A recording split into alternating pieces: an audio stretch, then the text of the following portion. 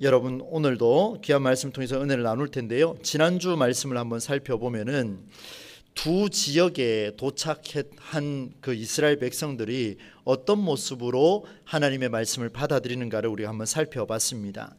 여호수아와 이스라엘 백성들이 길갈에 도착해서 할례를 시행했고, 또 여호수아는 여리고에 가까이 이르러서 칼을 든 여호와의 군대 대장과 대화하는 장면을 지난 본문에서 우리가 살펴봤습니다. 이 두 가지 내용이 어떻게 연결을 할 수 있을까? 왜 한 본문에 들어있을까? 이런 질문을 가지고 하나님께서 오늘 우리 시대에 말씀하신 은혜를 한번 나눴었는데요.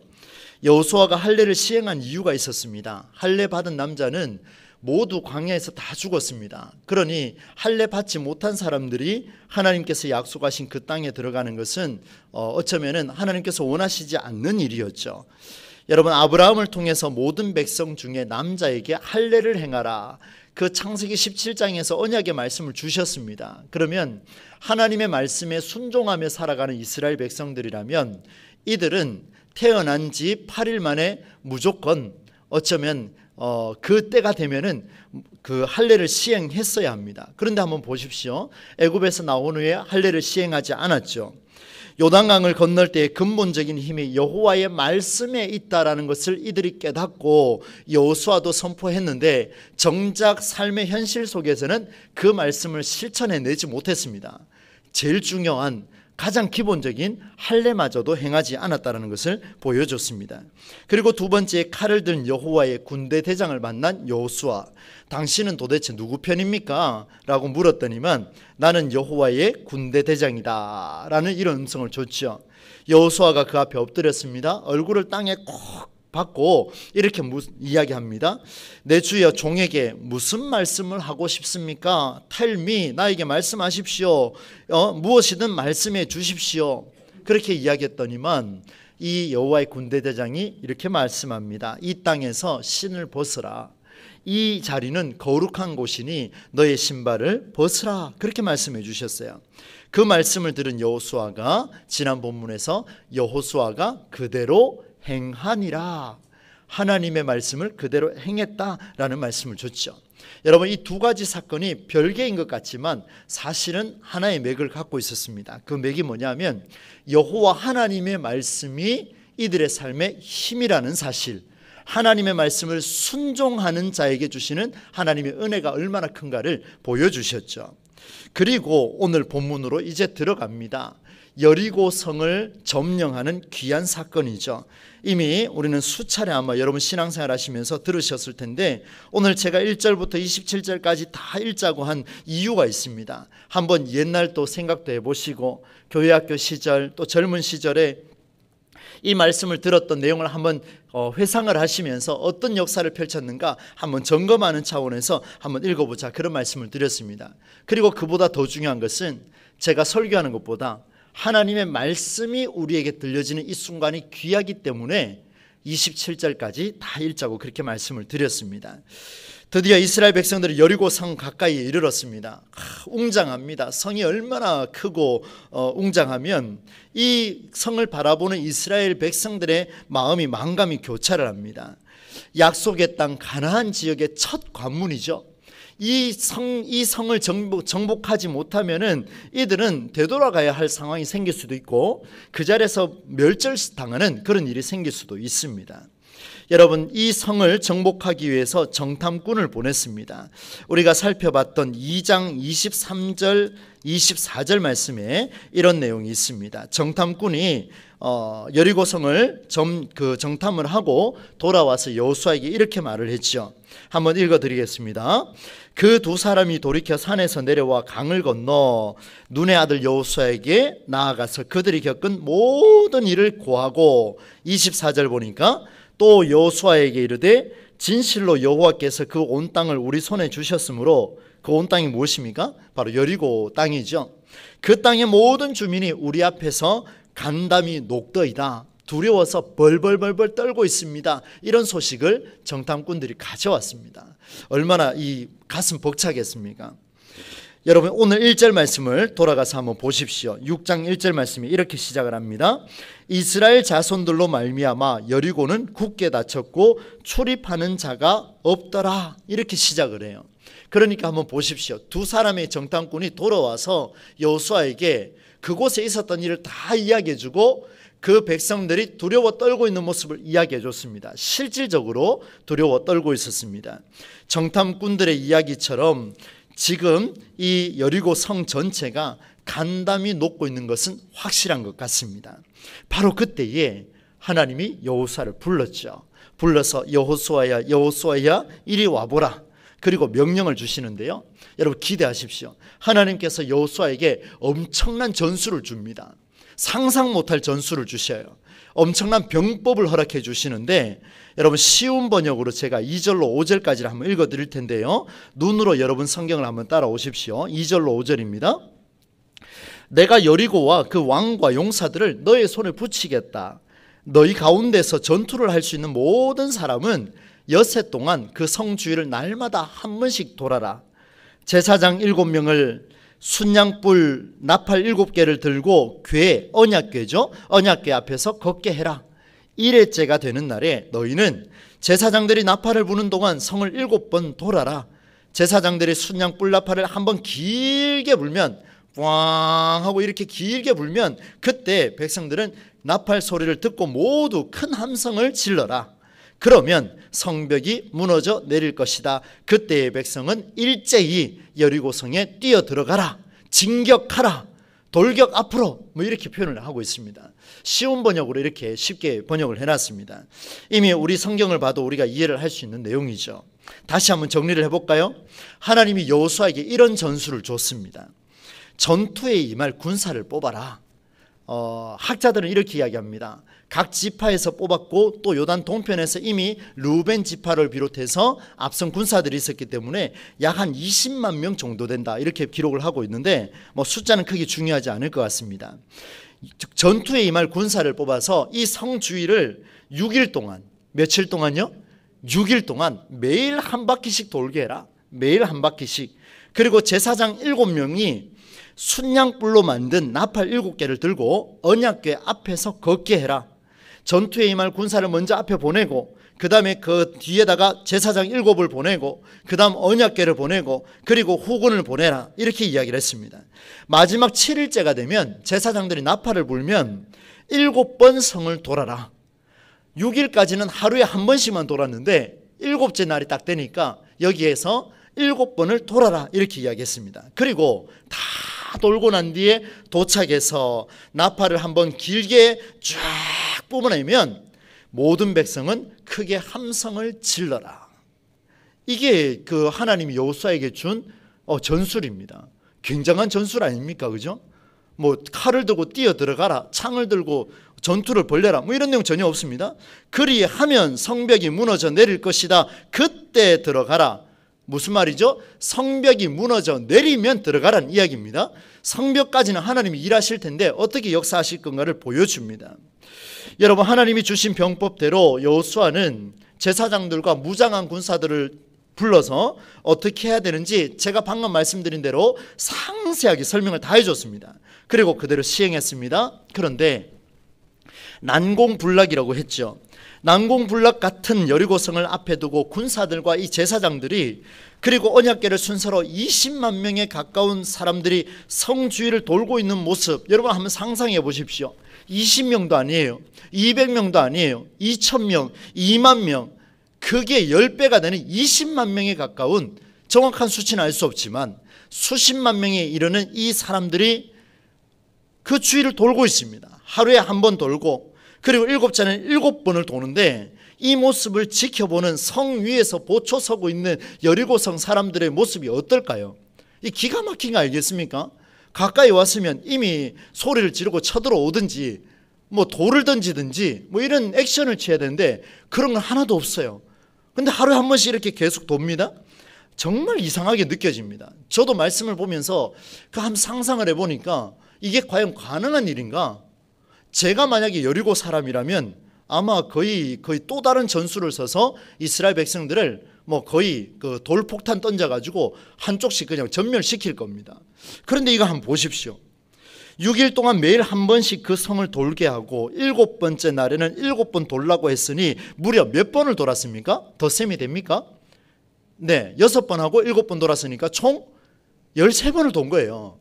얼마나 정신없겠습니까? 마지막 날 7번 돌으라고 하니까 그게 되겠습니까?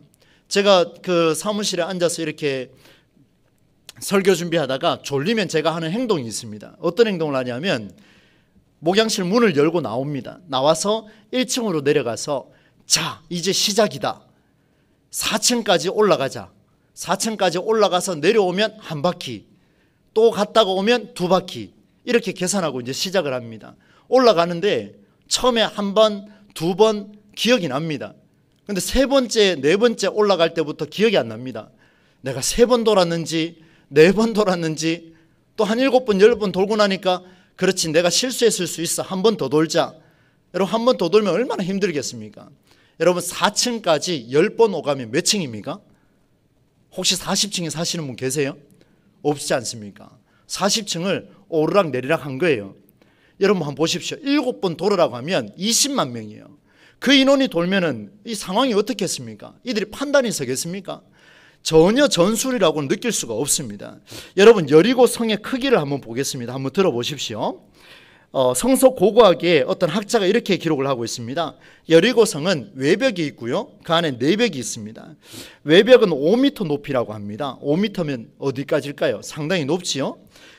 기초 성벽 위에 두께를 2m, 높이 7m의 진흙 벽돌벽을 세웠다. 그리고 내벽은 14m 정도 되는 뚜기에 다시 높이 솟았다. 그러니까 일종의 이야기하면 굉장히 높았다라고 생각하면 됩니다. 이렇게 높은 성벽을 두고 돌고 있습니다. 그럼 둘레가 어느 정도 될까 한번 생각을 하고 또 찾아보니까 약 1만 평이랍니다. 그 여리고 성내가 그때 당시에는 뭐 그렇게 인구가 많지 않았으니까 1만 평이면은 어느 정도 돌아야 될까요? 상당히 조금 크게 돌겠죠. 그래서 저 혼자 돌면은 하루도 안 걸릴 것 같은데, 빨리 돌 것 같은데, 여러분 20만 명이 돈다고 생각하면 얼마나 뛸 수도 없고 빠른 걸음도 안 되고 천천히 돌 거 아닙니까? 그러니 학자들이 뭐라고 이야기하냐면 하루에 한 바퀴를 돌려면 약 한 20시간이 필요하지 않겠느냐, 이런 연구 자료들도 있더라고 이야기를 하고 있습니다. 어떻든 지금 이스라엘은요 굉장한 위험에 처해 있습니다. 한번 들어보시겠습니까? 나 죽여주십시오. 그 밑에서 이렇게 빙글빙글 돌고 있으면 뭐 액션이 하나도 없습니다. 나 죽여주십시오. 거의 자살 행위하고 가깝습니다. 성벽 위에서 여리고 군사들이 마음먹고 칼과 활과 창을 쏘아대면 그들 다 죽습니다. 그냥 그 하나님이 7번째까지 돌아라 그랬으니까 돌고 있으면 그 정처 없이 죽어나가는 거죠. 게다가 은밀히 행하거나 체력 단련을 하거나 검수를 하거나 창수를 더 연마하지도 않고 오히려 체력 낭비에 가까운 그 일들을 하고 있습니다. 7째 날까지 13바퀴 돌면 한 번 도는데 20시간, 그러면 상상을 해보십시오. 이게 되겠습니까? 거의 지치죠. 6일 뒤에 큰 전쟁을 치러야 한다면 오히려 더 예민해질 것 같아요. 더 철저하게 준비하고 마인드 컨트롤을 하고 언제 어느 시점에 창을 던지고 언제 어느 시점에 활을 당겨야 하는 이런 상황 전술을 연구해야 되는데 그런 전술은 하나도 없습니다. 그러니 죽으라는 얘기와 똑같은 이야기죠. 이런 전술로 과연 이길 수 있을까? 아무리 생각을 해봐도 일반적으로는 쉽지 않을 것 같습니다. 그러면 여러분, 성경은 오늘 우리에게 무엇을 말하고 싶은 것일까요? 여리고성을 정복했다라는 것을 보이고 싶을까? 아니면 하나님의 기적이 일어났다는 것을 우리에게 알려주고 싶을까? 여러 질문이 생겼습니다. 승리한 결과만을 위해서 기록한 것이라면 저는 오늘 이 여리고성 이야기가 없어도 될 것 같습니다. 왜냐하면 하나님 언제나 승리를 주시니까요. 그런데 오늘 이 내용을 무려 27절에 걸쳐서 상세하게 설명하고 있습니다. 이런 상세한 설명이 왜 나올 수 있을까? 그래서 한참 고민하고 또 묵상하는데요, 그리 전개가 안 됐습니다. 그리고 마지막 결론은 뭔가 한번 살펴봤습니다. 여러분 6장 마지막 절 한번 보시겠습니까? 6장 27절 우리가 함께 읽었습니다만 다시 한번 같이 한번 읽어보겠습니다. 27절입니다. 시작.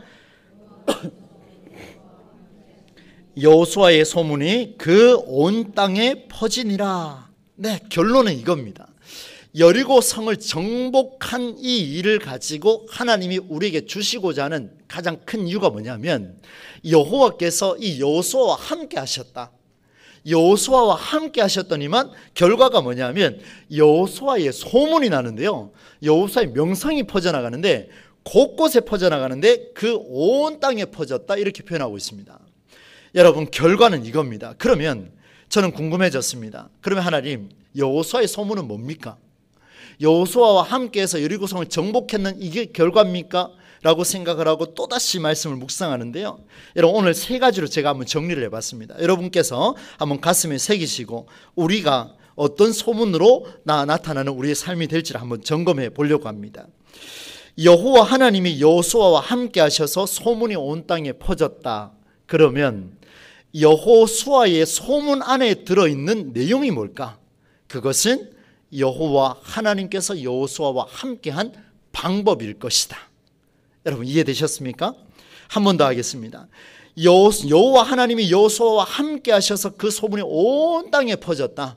그러면 그 소문을 들으면 그 안에 무엇이 들어있냐면 여호수아의 소문 안에 여호와 하나님께서 여호수아와 함께한 병법, 전술, 하나님의 놀라운 삶의 방법이 들어있다는 것을 우리가 알 수가 있습니다.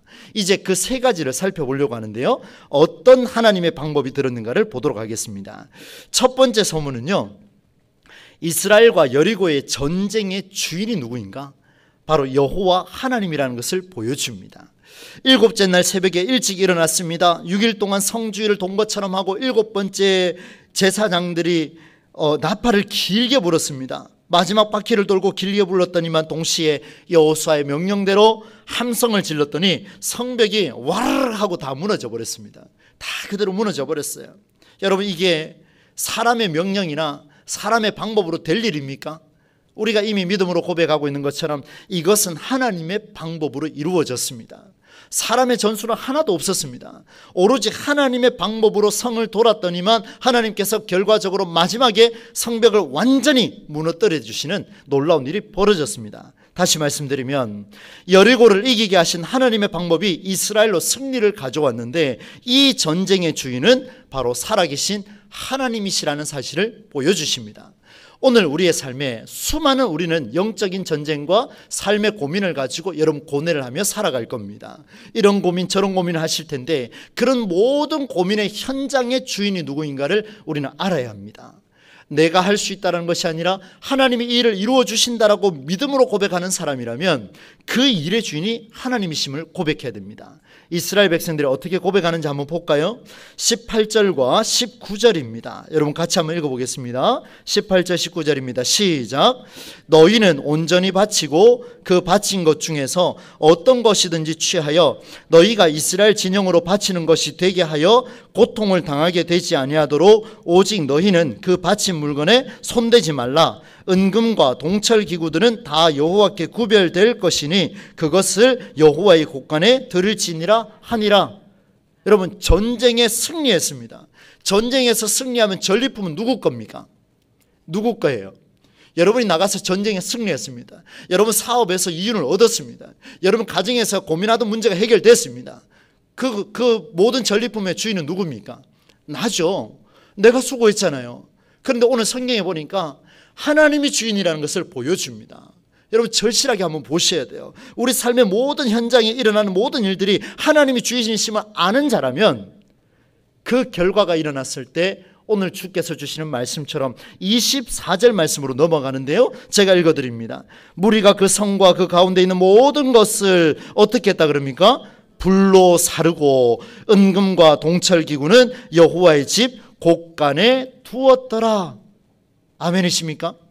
여러분, 내 삶에 일어나는 모든 일들이 하나님이 주인이십니다 믿음으로 고백하는 것, 그게 그렇게 쉬운 게 아니라는 것에 얼마나 무거운 것인가를 보여줍니다.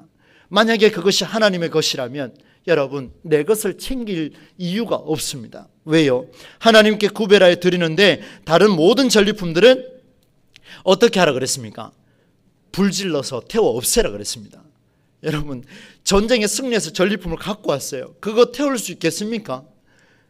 태울 수 있겠습니까? 못 태울 것 같아요. 저 잘 못할 것 같습니다. 이게 인간의 연약함 아니겠습니까? 그런데 남아있는 거 뭐가 남아있냐면 다 태우는데 은과 금과 놋과 철 기구는 가져와라. 가져오는데 그거 누구 거라고요? 네 거 아니고 여호와 하나님께 온전히 바치라. 내 거 있습니까? 없습니까? 하나도 없습니다.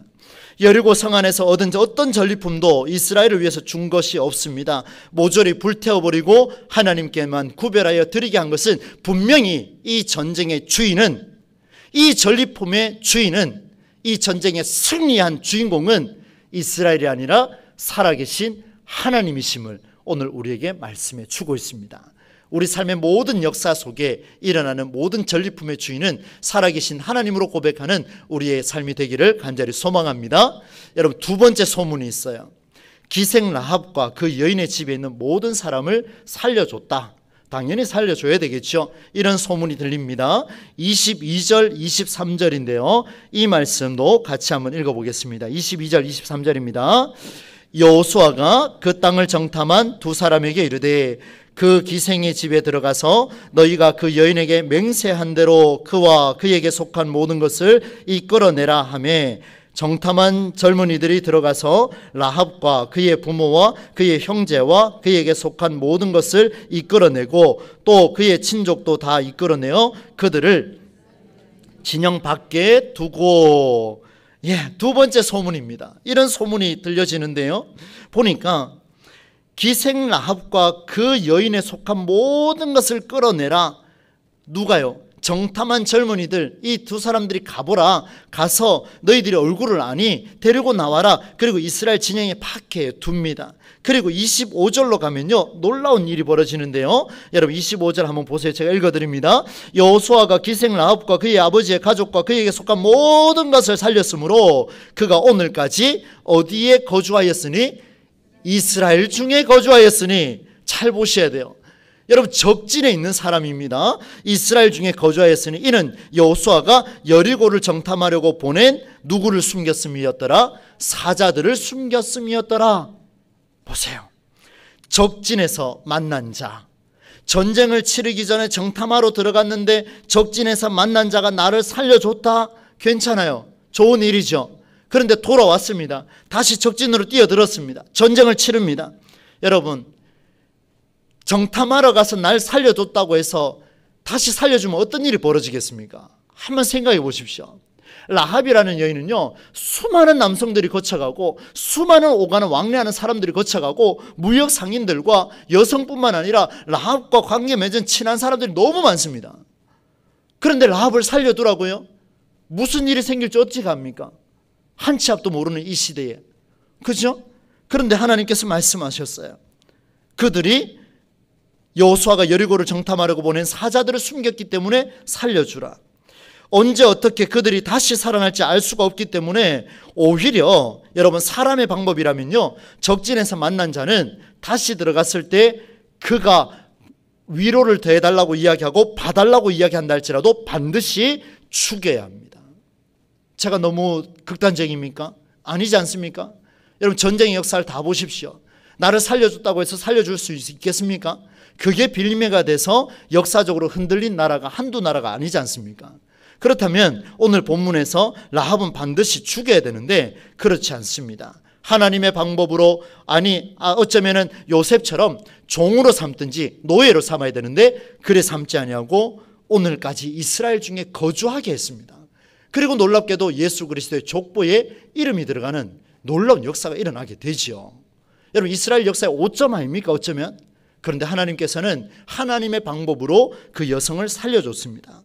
라합과 그 여인에 있는 모든 사람을 살려주라는 것은 사람의 방법이 아니라 하나님의 방법입니다. 이방인이라 할지라도 적진에 있는 여성이라 할지라도 하나님의 뜻을 위해서 살아가는 자를 결단코 버리지 않겠노라. 이 하나님의 마음이 들어있는 하나님의 전술이 여기에 나타나고 있습니다. 여러분 예수 믿는 자만 그렇습니까? 예수를 모르는 자라 할지라도 그가 하나님의 뜻이 무엇인지, 내가 예수를 몰랐지만 이 천지를 창조하신 어떤 존재가 있다는 것을 믿음으로 고백할 수 있는 자라면 하나님은 그가 이방인이라 할지라도 살려내시고 그를 통해 예수 그리스도의 족보를 이어가게 하는 놀라운 역사를 만들어 가신다. 그 말씀을 우리에게 주고 계십니다. 오늘 우리는 어떤 위치에 있습니까? 라합과 그의 가족이 모두 오늘까지 이스라엘 중에 거주하였으니 라합의 가문을 통해 일하실 하나님의 그 간절한 마음이 오늘 본문을 통해 두 번째 소문으로 드러나고 있습니다. 마지막 세 번째입니다. 누구든지 일어나서 다시 여리고성을 건축하는 자는 여호와 앞에서 저주를 받을 것이다 라는 내용의 소문이 들려졌습니다. 세 번째 소문은 26절입니다. 여러분 같이 한번 읽어보겠습니다. 26절 시작. 여호수아가 그때에 맹세하게 하여 이르되 누구든지 일어나서 이 여리고성을 건축하는 자는 여호와 앞에서 저주를 받을 것이라. 그 기초를 쌓을 때에 그의 맏아들을 잃을 것이요 그 문을 세울 때에 그의 막내 아들을 잃으리라 하였더라. 아멘. 26절 말씀은 앞의 내용과 조금은 다른 마지막 경고의 메시지로 들려지고 있습니다. 무너진 옛 추억과 옛 경험과 옛 생각에 젖어 있는 자, 하나님을 몰랐던 신앙생활 이전의 삶에 젖어 있는 자, 하나님을 가볍게 여기며 살아갔던 그 과거를 회상하는 자 모두 여호와 앞에서 저주를 받을 것이라는 경고의 메시지가 소문으로 퍼져나가기 시작합니다. 이게 바로 여호수아의 명성에서 드러났습니다. 여리고성을 하나님께서 무너뜨리셨는데 그것을 하나님의 방법이 아니라 사람의 방법으로 다시 세우는 것은 하나님의 뜻이 아니라는 것을 보여줍니다. 여러분 아마 알고 계실 겁니다. 북이스라엘 왕에 아합이라는 왕이 있었습니다. 우상 숭배가 만연했던 시대의 왕으로 대표적인 인물이죠. 참 그 아합이라고 떠오르면요 이스라엘 역사에 참 안 좋은 왕입니다. 그야말로 최악의 시대라고 평가해도 과언이 아닐 것입니다. 아합은 이방 여인 이세벨을 아내로 삼고 이세벨이 가져오는 바알과 아세라라고 하는 이방신을 섬겼습니다. 충격이죠. 그때 여러분 베델이라는 곳에 북이스라엘 지역의 왕이 아합이었으니까 그 베델이라는 곳에 히엘이라는 사람이 있었습니다. 어렵죠? 여러분 누구 이름은 상관없습니다. 히엘이라는 사람이 있었는데 이 사람이 다시 일어나서 오늘 여호수아의 경고의 메시지를 그가 실천해냅니다. 실천했다 그러니까 긍정적인 것 같죠? 최악입니다. 다시는 범하지 말라 그랬는데 이 사람이 일어나서 뭘 하냐면 여리고성을 쌓습니다. 주동자가 돼서 백성들을 이끌고 여리고성을 쌓아갑니다. 그런데 놀랍게도요 그 기초를 쌓을 때에 그의 맏아들이 죽습니다. 그리고 그 문을 세울 때에 그 둘째 아들도 죽습니다. 열왕기상 16장 34절 말씀을 오늘 말씀의 마지막 부분으로 생각하고 찾아보고 말씀을 마무리하겠습니다. 열왕기상 16장 34절입니다. 함께 찾아보겠습니다. 열왕기상 16장 34절입니다. 구약성경 543쪽입니다. 543쪽 열왕기상 16장 34절 말씀 우리 한번 믿음으로 고백하기를 바랍니다. 함께 읽겠습니다. 시작. 그 시대에 여리고를 건축하였는데 그가 터를 쌓을 때에 맏아들 아비람을 잃었고 그 성문을 세울 때에 막내 아들 스굽을 잃었으니 여호와께서 눈의 아들 여호수아를 통하여 하신 말씀과 같이 되었더라. 아멘. 여러분 이 말씀은 그냥 주어진 말씀이 아닙니다. 하나님의 말씀이 시대가 바뀌어도 나라가 바뀌어도 시간이 바뀌어도 그대로 살아서 역사한다라는 것을 보여주고 있습니다. 히엘이 그 성문을 세울 때에 둘째 아들 그리고 터를 쌓을 때에 맏아들이 죽었습니다. 여호와께서 눈의 아들 여호수아를 통하여 하신 말씀과 같이 그대로 성취되고 말았습니다. 사랑하는 성도 여러분, 오늘 여호수아의 명성, 여호수아의 소문은 세 가지로 나타났습니다. 첫 번째는 이스라엘과 여리고의 전쟁의 주인이 바로 여호와 하나님이심을 고백하게 했습니다.